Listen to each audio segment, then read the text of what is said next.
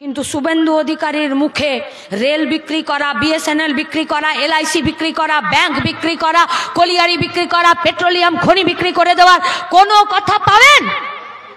কিন্তু দেখুন সীমান্তে পেট্রোপোলে গিয়ে এমন দৌড় করছে মনে হচ্ছে যেন শুভেন্দু অধিকারী হাই জাম্প দিয়ে বাংলাদেশে চলে যাবে আর সংখ্যালঘুদের উপরে আক্রমণ সে বন্ধ করে দেবে। আরে গুজরাत पर क्या हुआ, उस पर बात बोल सकोगे तुम?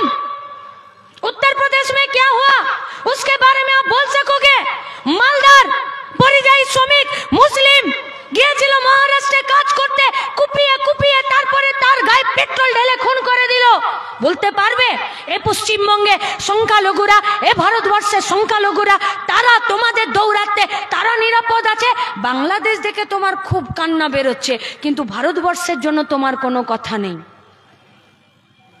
একই গোডাউনের মাল। शुभेंदु अधिकारी के सामने रेल था, बीएसएनएल था, पेट्रोलियम था, कोयला था, बेच दिया। और ममता बनर्जी के पास रेल बेचने के लिए नहीं था, पेट्रोलियम बेचने के लिए नहीं था, शुधुमात्र हॉस्पिटलेर मुर्दा घरे किछु लाश छिलो सन्दीप के दालाल करे ओई लाशगुलोकेई बेचे दिल। আপনি ভাবতে পারেন মর্গে থাকা ডেড বডির সাথে সহবাস করিয়ে ব্লু ফিল্ম বানিয়ে মমতা ব্যানার্জির ডাক্তাররা বিক্রি করেছে।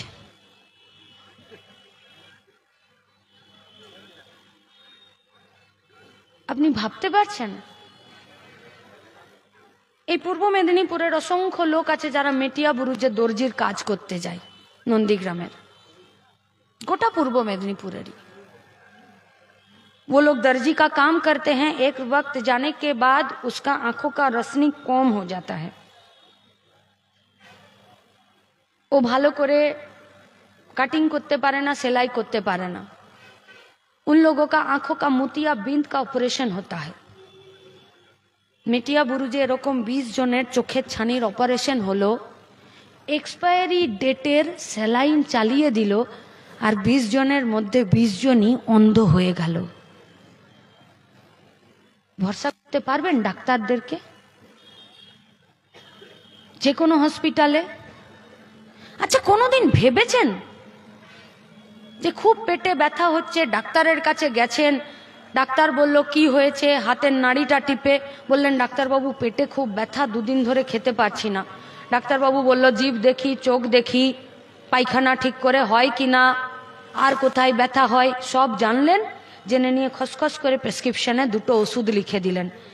আপনি তখন কোনোদিনও বলেছেন যে ডাক্তারবাবু কোর্ট পেপারে একটু লিখে দিন ওষুধের নামটা, প্রেসক্রিপশনে লিখলে হবে না? বলেছেন? বলেননি তো। কেন? কারণ ডাক্তারদের প্রতি ভরসা। বাবার কখনো হার্টের অপারেশন করার জন্য যখন স্ট্রেচারে বা অপারেশনের টেবিলে তুলেছেন তখন ডাক্তারবাবুকে বলেছেন নাকি যে ভিডিওতে আগে বলে দিন যে আমার বাবা মরে গেলে যাতে আপনার কলারটা ধরে নিতে পারি? না, তখন ডাক্তারবাবুর হাত দুটো ধরে আমরা বলি ডাক্তারবাবু আমার বাবাকে বাঁচান, যা করতে হয় আপনি বলবেন আমি করব, আমার বাবা ছাড়া আমার কাছে কেউ নেই, আপনি আমার বাবাকে কোনো রকমে বাঁচান। ডাক্তারবাবু কি বলে? I try my level best, আমি আমার সর্বোচ্চ চেষ্টা করে দেখব। ডাক্তারের প্রতি ভরসা। ডাক্তারের প্রেসক্রিপশন নিয়ে কোনো জহুরিকে দেখাতে গেছেন, দেখুন তো ওষুধটা কি লিখেছে। ওষুধের দোকানে গেছি, প্রেসক্রিপশন দিয়েছি, বলেছি ওষুধ 2টো দিয়ে দিন। ওষুধের দোকানদার বলেছে দাদা দেখুন এই কম্পোজিশনের ওষুধটা পাওয়া যাচ্ছে না, একই ওষুধ অন্য কম্পোজিশনে আছে, অন্য কোম্পানির, দিয়ে দিন। ঠিক আছে দিয়ে দিন। চলবে তো? হ্যাঁ চলবে। কোনোদিন বলেছেন? ভরসা ডাক্তারের প্রতি, ডাক্তারের প্রেসক্রিপশনের প্রতি, ওষুধের দোকানদারের প্রতি। পশ্চিমবঙ্গে আরজি করের ঘটনা শুধুমাত্র মেয়েটাকে রেপ করে খুন করেনি, গরিব মানুষের ডাক্তারের সাথে, ওষুধের সাথে, স্বাস্থ্য ব্যবস্থার সাথে যে ভরসা সম্পর্ক ছিল সেই সম্পর্কটাকে নষ্ট করেছে। ক্ষমা করে দিতে পারবেন মমতা ব্যানার্জি সরকারকে? কি বলল? বলল 9 তারিখে যে যে ডাক্তাররা এই সমস্ত জায়গাতে দেখতে পাওয়া গেছিল আমরা সবাইকে সাসপেন্ড করছি। কেন না? তদন্ত চলছে। এই তদন্ত যতদিন চলবে, যতদিন না নিষ্পত্তি হচ্ছে এরা সব সাসপেন্ড থাকবে, এরা কাজ করবে না, পারবে না কাজ করতে। নভেম্বর শুরু হলো, কেউ শাস্তি পেল না, বিচার শেষ হলো না। সাসপেন্ড হয়ে যাওয়া ডাক্তাররা, কাজ থেকে সরিয়ে দেওয়া ডাক্তাররা, তারাই মেডিকেল বোর্ডের মিটিং ডাকলো। আপনি ভাবতে পারছেন? এতদিন শুনলাম সাদা খাতা জমা দিয়ে মাস্টার দিদিমণি হয়েছে, এখন শুনছি লাখ লাখ টাকা জমা দিয়ে ডাক্তার হচ্ছে মেডিকেল কলেজগুলোতে। ভরসাটা নষ্ট করে দিচ্ছে না ডাক্তারদের প্রতি, ট্রিটমেন্টের প্রতি? কত কষ্ট হয় বলুন তো 2 পয়সা রোজগার করতে। অনুব্রত, জ্যোতিপ্রিয়, পার্থ না হলে টাকা ইনকাম করা যায় আজকাল? 2 পয়সা ইনকাম করতে গেলে কোমরের খিল খুলে যাচ্ছে সংসার চালিয়ে। গরিব মানুষ সবার আগে যেখানে সব থেকে কম পয়সা খরচ করতে চায়, বলে ছেড়ে দে, আজকে পেটে ব্যথা হচ্ছে, আজকে ওষুধ কিনবো না, কাল কিনবো, দেখে নি জ্বরটা যদি কমে যায় ওষুধ খাবো না, কিনবো না, হসপিটালে ভর্তি হব না। সব থেকে কম পয়সা খরচা করে হসপিটালে, ডাক্তারে, ওষুধে। সেই পশ্চিমবঙ্গে একটি ডাক্তার, একটি মেডিকেল কলেজের প্রিন্সিপাল, সে মর্গে থাকা ডেড বডি বেচে দেয়, কিংবা মর্গে থাকা ডেড বডির সঙ্গে সহবাস করিয়ে পর্ন ফিল্ম বানিয়ে বাজারে বিক্রি করে, আর নইলে এক্সপায়ারি ডেটের ওষুধগুলোর উপরে লেবেলটাকে তুলে দিয়ে আর নতুন কারেন্ট ডেট লিখে আর বেচে দেয়। আর তারপরে যখন আমাদের আন্দোলনে তাকে সাসপেন্ড করতে আমরা বাধ্য করি, তখন মমতা ব্যানার্জির সরকার তাকে প্রাইজ পোস্টিং দেয়, প্রমোশনাল পোস্টিং দেয়। বিপদ, বিপদ, বড় বিপদ, বিরাট বড় বিপদ। চাকরি নেই, রোজগার নেই। আর এই সব থেকে কি ভেবেছিল পশ্চিমবঙ্গের মানুষ? ডাকলো ওরা নবান্ন অভিযান ছাত্র সমাজের নামে, उसके बाद वो लोग বাংলা বন্ধের ডাক দিল। তারপরে মোহন ভাগবত এলো। কে মোহন ভাগবত? आरएसएस এর প্রধান। কি বলল এসে? বলল आरजी कर का इशू में ममता बनर्जी जो निर्णय लेगी, যা ডিসিশন নেবে আমি তাকে সমর্থন করব। কি ব্যাপার হলো?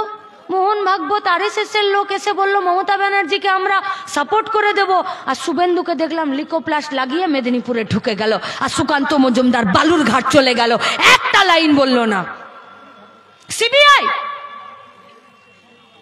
গরু চুরির কেসের নিষ্পত্তি হলো, বালি চুরির কেসের নিষ্পত্তি হলো, কয়লা পাচারের কেসের নিষ্পত্তি হলো, সারদা নারদা কেসের নিষ্পত্তি হলো। এই পশ্চিমবঙ্গে একটার পর একটা মার্ডার হয়েছে। বকটুয়ে জীবন্ত পুড়িয়ে মেরে দিল সিবিআই, মাঝপথে যে ইনভেস্টিগেশন তা বন্ধ করে রেখে দিল। হলো না। আমাদেরকে বলল যে সিবিআই তো নিয়েছে, এবার তো আপনারা শান্ত হন। আমরা বললাম যে সিবিআই ফিরে নিজেদের বিশ্বাসযোগ্যতা ফিরে পাবার জন্য জায়গা পেয়েছে পশ্চিমবঙ্গের মানুষের বিশ্বাসযোগ্যতা অর্জন করার। দেখিয়ে মমতা ব্যানার্জি তৈরি করা উঠোনেই সিবিআই নাচছে, তার বাইরে যেতে পারছে না, কাউকে আর ধরতে পারলো না। তাহলে সিবিআই তো কেন্দ্রের সরকারের, সিবিআই তো বিজেপির, সিবিআই তো শুভেন্দু সুকান্ত মজুমদারদের, সিবিআই তো দিলীপ ঘোষদের। তাহলে কেন ঝাড়খণ্ডের হেমন্ত সোরেন অ্যারেস্ট হয়ে যেতে পারে, অন্যান্য রাজ্যের যারা মুখ্যমন্ত্রীরা আছে তারা অ্যারেস্ট হয়ে যেতে পারে, কিন্তু মমতা ব্যানার্জি বহাল তবিরতে থাকতে পারে? আরে মমতা ব্যানার্জি দেখতে ভালো বা খারাপ, শুভেন্দু দেখতে ভালো বা খারাপ, তাতে আমাদের কিছু যাই আসে না, কিন্তু ওদের নীতিতে, ওদের দুর্নীতিতে, ওদের অপনীতিতে আজকে আমাদের দমটা বন্ধ হয়ে আসছে। আমি আপনাদের কাছে শেষ আবেদন করে আমার কথা শেষের দিকে নিয়ে যাব। আরজি করে ডাক্তার মেয়েটার মাটা কাঁদতে কাঁদতে চিৎকার করে বলছে, সিবিআই আমাকে অনেকবার জিজ্ঞেস করেছে আমার বয়ানটাকে লেখেনি। আরজি করের মা বলছে আমার মেয়েটা সেদিনকে গোলাপি রঙের কুর্তি পরে গেছিল, কিন্তু নিচেও কোমর অবধি তার একটা প্যান্ট ছিল। মেয়েটা যখন মরে গেল, আমি যখন মেয়েটাকে মরার খবর পেয়ে 3.5 ঘন্টা বসার পরে যখন আমি গেলাম আর পরে শুনলাম, তখন পুলিশ বলল যে মেয়েটার উপরে শুধু গোলাপি রঙের কুর্তিটা ছিল আর নিচের দিকটা ন্যাংটা ছিল। একটা মাকে, একটা বাপকে তার ডাক্তার মেয়ের জন্য এই কথাগুলো কানে শুনতে হচ্ছে। একটা বাপকে, একটা মাকে, তার ডাক্তার মেয়ে যে তার শেষ বয়সের ভরসা, খুব যত্ন করে, খুব কষ্ট করে বড় করেছিল, সেই মেয়েটার গলার হাড়টাকে ভেঙে দিয়েছে। যেদিনকে প্রথম শুনেছিলাম পোস্টমর্টম রিপোর্টে, যেদিনকে গাড়ি আটকেছিলাম, তারপরে যে পেলভিক বোন ভেঙে গেছে, গুগলে সার্চ করেছিলাম হোয়াট ইজ দ্য পেলভিক বোন। বলল কোমর থেকে নিচের যৌনাঙ্গ পর্যন্ত এখানে যে হাড্ডিটা থাকে সেটার একটা অংশ পেলভিক বোন। এটাকে যদি বুলডোজার দিয়ে পেস্ট করে দেয় তবে গিয়ে ওই পেলভিক বোন ভাঙে, নইলে ওই পেলভিক বোন ভাঙে না। মেয়েটার চোখটা থেকে, মনি থেকে রক্ত ফুটে ফুটে বেরিয়ে এই দুদিকে রক্তের শুকিয়ে গেছিল। মেয়েটার চুলটা গোছা গোছা ছেঁড়া হসপিটালের এদিক ওদিক পড়েছিল। এই আমি যেমন দাঁড়িয়ে আছি, আমি যদি অ্যাথলেটিক্স হই তাহলে আমি দুটো পা দুদিকে করতে পারবো, কিন্তু মেয়েটি ডাক্তার ছিল, মেয়েটির ঠ্যাং দুটো চেরা ছিল। এই আমার মাথাতেও এখনো একটা ক্ল্যাচার ক্লিপ আছে চুলটাকে ধরে রাখার জন্যে। ডাক্তার মেয়েটির মাথাতেও একটি ক্ল্যাচার ক্লিপ ছিল। মেয়েটির মাথার ক্লিপের আধা অংশ মেয়েটির গোপন অঙ্গের কাছে পড়েছিল।